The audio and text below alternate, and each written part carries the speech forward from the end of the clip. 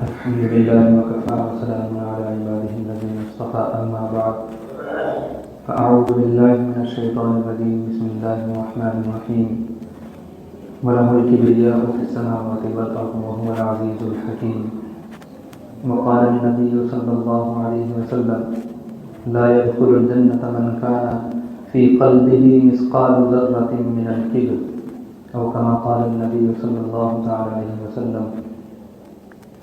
محترم بزرگوں، عزیز و دوستو، اللہ تبارک و تعالیٰ نے اس آیت کے اندر اپنی ایک خاص صفت کا ذکر فرمایا ہے، اور وہ خاص صفت ایسی ہے کہ اگر اس کی معرفت ہو جائے، اس کی پہچان ہو جائے تو انسان اپنے آپ کو پہچان لے۔ یہ انسان اپنے آپ کو اگر پہچان لے تو انسان کو اللہ کی اس خاص صفت کی معرفت حاصل ہو جائے گی۔ اسی لیے فرمایا من عرف نفسہ فقد عرف ربہ، جو اپنے نفس کو اپنی ذات کو پہچان گیا وہ اپنے رب کو پہچان لے گا۔ اس آیت کریمہ میں اللہ تبارک و تعالیٰ نے فرمایا کہ اسی کے ساتھ خاص ہے کبریائی۔ کبریائی، بڑائی اللہ ہی کے ساتھ خاص ہے، کسی اور کے ساتھ یہ متصف نہیں ہو سکتی، کسی اور کے اندر نہیں پائی جا سکتی۔ اگر اس کا یقین انسانوں کے دل میں پیدا ہو جائے تو ساری خرابیاں، سارے مفاسد جو ہیں ختم ہو جائیں، ساری برائیاں جو پنپ رہی ہیں وہ ساری ختم ہو جائیں۔ اور اگر انسان اس صفت کو اپنے اندر محسوس کرنے لگے تو پھر اس کے بعد جتنی بھی برائی پیدا ہو، جتنی بھی مفاسد پیدا ہو وہ کم رہیں گے۔ اس لیے کہ کبریائی، بڑائی، یہ اللہ کی خاص صفت ہے۔ اسی لیے حدیث شریف میں ارشاد فرمایا العظمۃ ازاری والکبریاء ردائی، کہ عظمت یہ میرا تہبند ہے، اور کبریائی اور بڑائی یہ میری چادر ہے۔ فمن نازعنی فیہما قسمتہ، جو مجھ سے ان دونوں سلسلوں میں جھگڑے گا، جو مجھ سے ان دونوں چیزوں کو چھیننے کی کوشش کرے گا، یعنی اپنے اندر پیدا کرنے کی کوشش کرے گا، تو میں اس کو توڑ کر رکھ دوں گا۔ یہ اللہ تبارک و تعالیٰ کا ارشاد ہے۔ آج جتنی برائیاں پیدا ہو رہی ہیں وہ اسی تکبر کے اور کبر کے نتیجے میں پیدا ہو رہی ہیں۔ آپ یہ دیکھیں کہ کفر اور شرک جو ہوتا ہے وہ بھی اسی تکبر کے نتیجے میں ہوتا ہے۔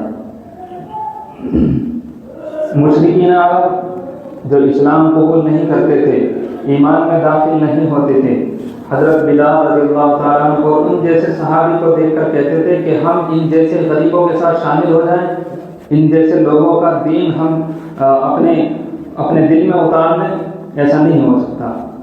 خواجہ ابو طالب نے جو ایمان لانے سے منع کیا ہے وہ اسی کبر کے نتیجے میں منع کیا تھا کہ لوگ یوں کہیں گے کہ ابو طالب دوزخ سے ڈر گیا، لوگ یوں کہیں گے کہ ابو طالب دوزخ سے ڈر گیا۔ اس کا مطلب یہ ہے کہ جو میرا دبدبہ اپنی قوم پر ہے، جو میری بلندی اور رفعت قوم پر ہے وہ ختم ہو جائے گی، جو دبدبہ چلا آ رہا ہے وہ ختم ہو جائے گا اور وہ رعب ختم ہو جائے گا۔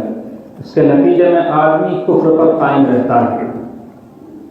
اسی طرح اور بھی جو بہت سے گناہ ہیں وہ اسی کے نتیجے میں پیدا ہوتے ہیں۔ آدمی شرک اور کفر کے علاوہ بہت سارے اور گناہ میں مبتلا ہے، اب ان کو نہیں چھوڑ رہا ہے تو اس وجہ سے نہیں چھوڑ رہا ہے کہ لوگ یوں کہیں گے کہ اتنا عقل مند آدمی جو اس کام کو اب تک کرتا آ رہا تھا، اب اس نے اس کو کیوں چھوڑا؟ اس کا مطلب یہ بیوقوف ہے۔ بھئی اگر عقل مند تھا تو اس کام کو کرنا کیوں شروع کیا؟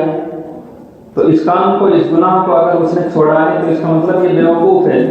تو اس بات سے بچنے کے لیے کہ لوگ اس کو بیوقوف کہیں گے وہ اس گناہ پر اٹل رہتا ہے، اور یہ نتیجہ ہوتا ہے اسی کبر کا، اسی تکبر کا جو دل میں پیدا ہو چکا ہے۔ اس تکبر کے نتیجے میں ہی آدمی غیبتیں کرتا ہے۔ غیبت کس کی کرتا ہے؟ آدمی دوسرے کو اپنے آپ سے چھوٹا سمجھ رہا ہوتا ہے کہ وہ مجھ سے کم تر درجے کا، اس لیے اس کی طرح طرح کی برائی بیان کرتا ہے۔ حسد کرتا ہے آدمی، حسد اس لیے کرتا ہے کہ اللہ تبارک و تعالیٰ نے کسی کو جو نعمت دی ہے، جو انعام دیا ہے، وہ اس کے بارے میں سمجھ رہا ہوتا ہے کہ یہ اس کا حق نہیں، یہ میرا حق ہے۔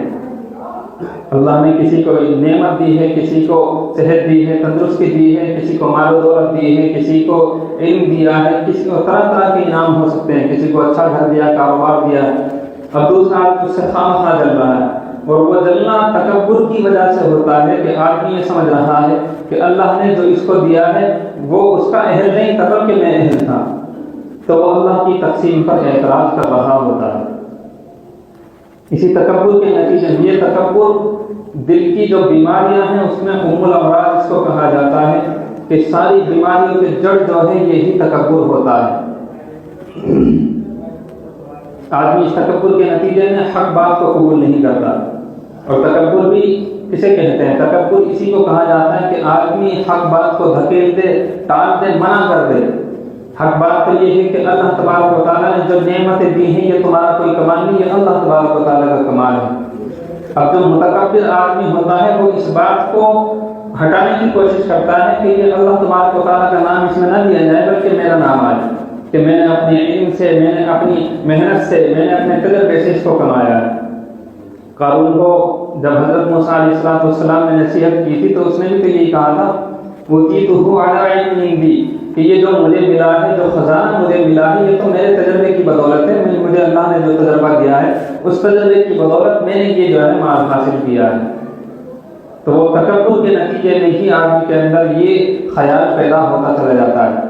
اسی طرح آدمی تکبر کس بات پر کرتا ہے؟ آدمی تکبر قابلیت کی بنیاد پر کرتا ہے۔ اللہ نے کوئی چیز عطا فرما دی، صحت عطا فرما دی، تو آدمی ان لوگوں کے سامنے جو اس سے صحت میں کمزور ہیں یا بیمار ہیں ان کے سامنے فخر کرے گا، تکبر کر کے دکھائے گا۔ اسی طرح کوئی آدمی مال والا ہے تو وہ ان لوگوں کے سامنے جن کے پاس مال نہیں ان کے سامنے اکڑ کر دکھائے گا۔ اسی طرح کسی آدمی کو نالج ہے، جانکاری ہے، تو وہ ان کے سامنے اپنی نالج جو ہے دکھائے گا کہ میں تمہارے سے زیادہ جانتا ہوں۔ تو یہ بیماری ایسی ہے کہ ہر ایک طبقے کے اندر پائی جا سکتی ہے۔ بہت سارے عیب تو ایسے ہیں جو خاص طبقے میں پائے جاتے ہیں، بھائی چور ہے، چوری جو ہے وہ چور کے اندر ہی پائی جائے گی۔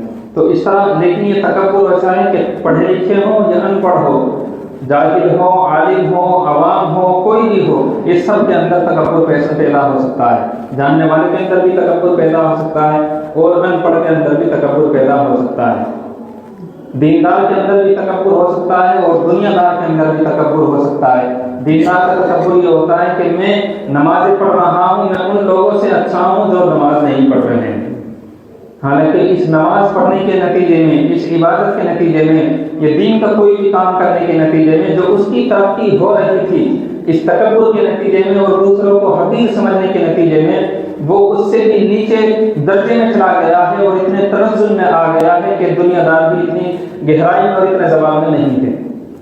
یعنی وہ تو سمجھ رہا ہے کہ میں نے دین کا بہت بڑا کام کر دیا، لیکن ساتھ ساتھ دوسروں کے بارے میں یہ خیال آ گیا کہ دوسرے لوگ کچھ نہیں کر رہے ہیں، میں ہی دین کا کام کر رہا ہوں، میں ہی نمازیں پڑھ رہا ہوں، میں ہی عبادتیں کر رہا ہوں، میں روزے پڑھ رہا ہوں۔ تو یہ خیال آیا تو وہ تو سمجھ رہا ہے کہ میری نیکی لکھی جا رہی ہے، لیکن اس حقارت کے نتیجے میں اس کے اوپر جو زوال آیا اس کو اس کا اندازہ بھی نہیں۔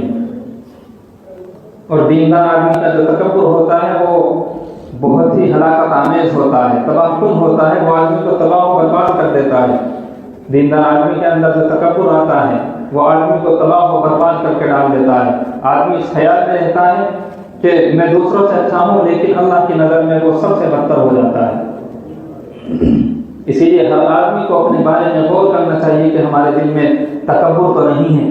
حدیث شریف میں فرمایا لا يدخل الجنت من کان فی قلبہ مثقال ذرۃ من الکبر، کہ جنت میں وہ شخص داخل نہیں ہو سکتا جس کے دل میں ذرہ برابر بھی تکبر ہوگا۔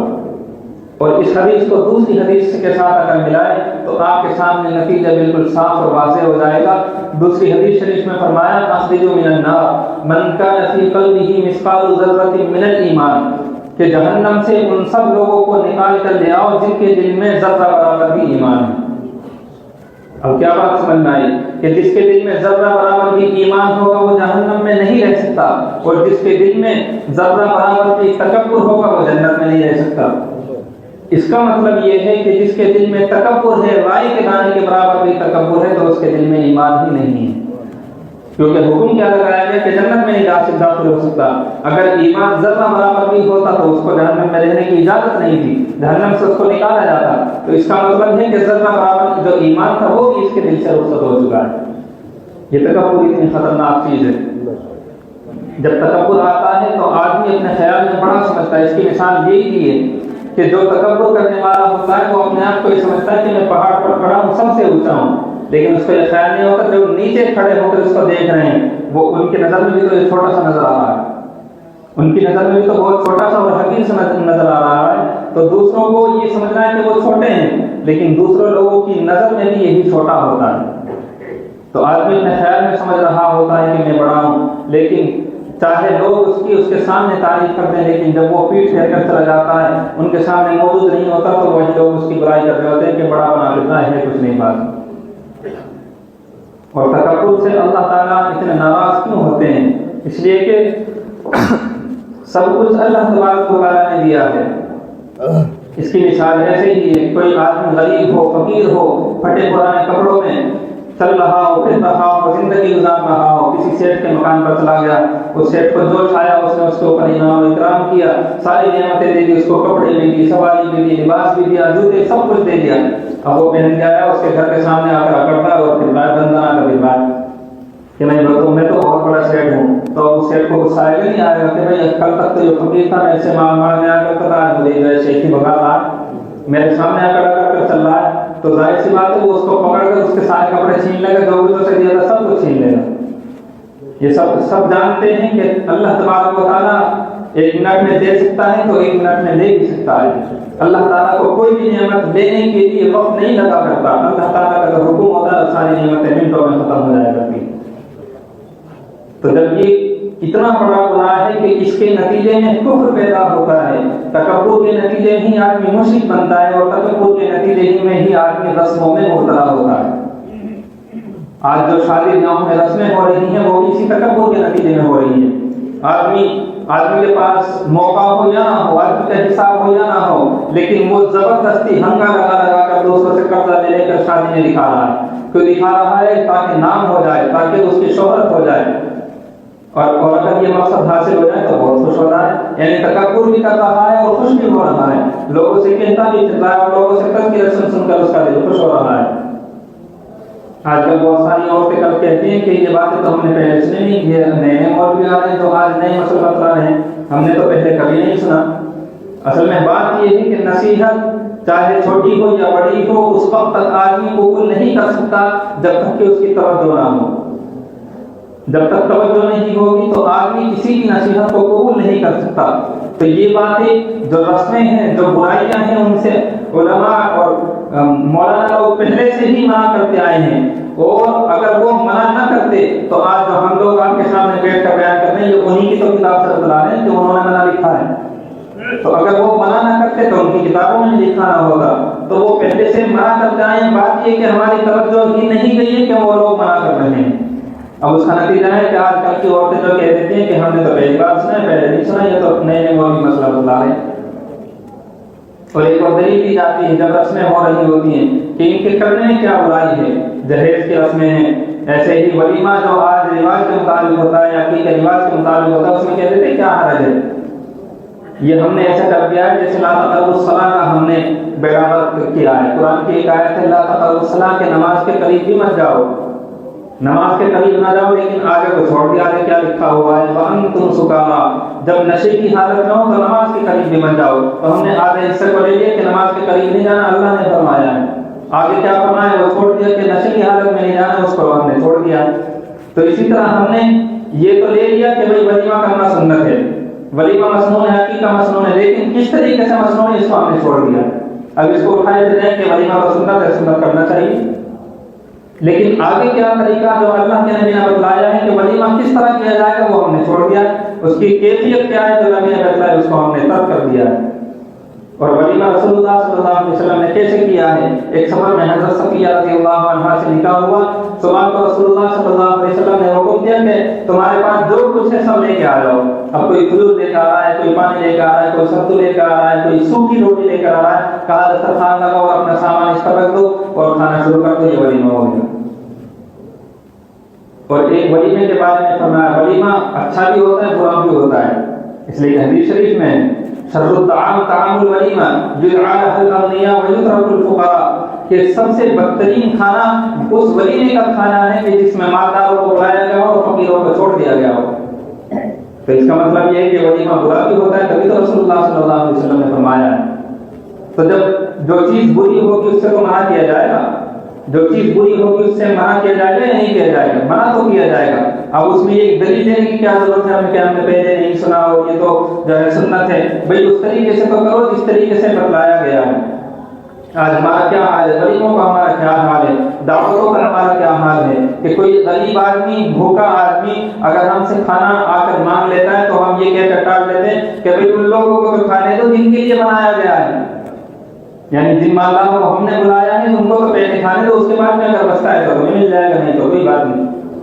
یہی تو وہ ولیمے کی برائی ہے جو رسول اللہ صلی اللہ علیہ وسلم نے بتلائی ہے۔ کون سادگی کے ساتھ کرنے کو تیار ہے؟ کوئی ایسا آدمی ہے جو دال چاول کھلا کر آج ولیمہ کر دے؟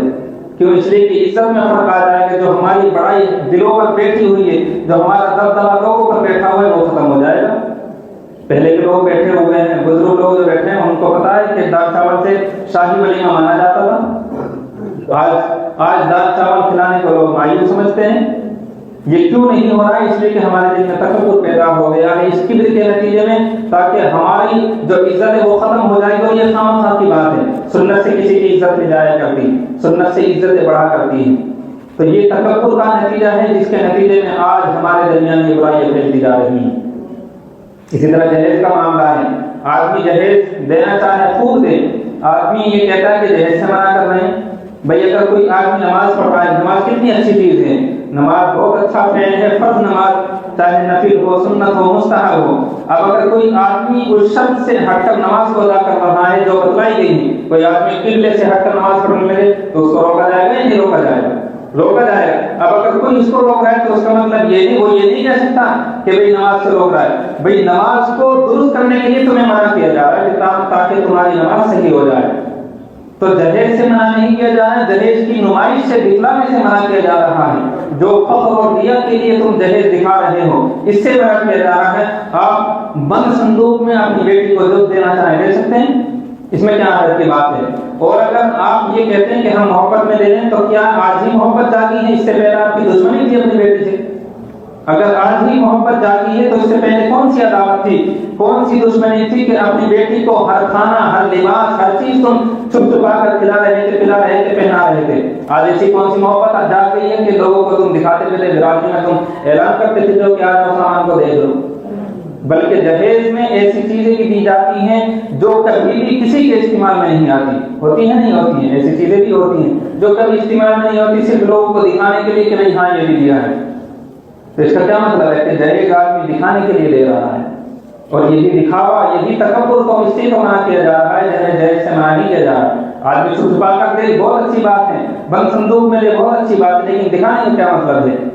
تم اپنی بیٹی کو کیا کھلا رہے ہو، کیا پہنا رہے ہو، اس کا دکھاوا لوگوں میں کرتے تھے تو کس قدر بے غیرتی کی بات ہے۔ کیا تم نے اس سے پہلے بھی لوگوں کو دکھایا کہ میں آج اپنی بیٹی کو یہ جوڑا پہنانے جا رہا ہوں، اس کو بھی دے دو؟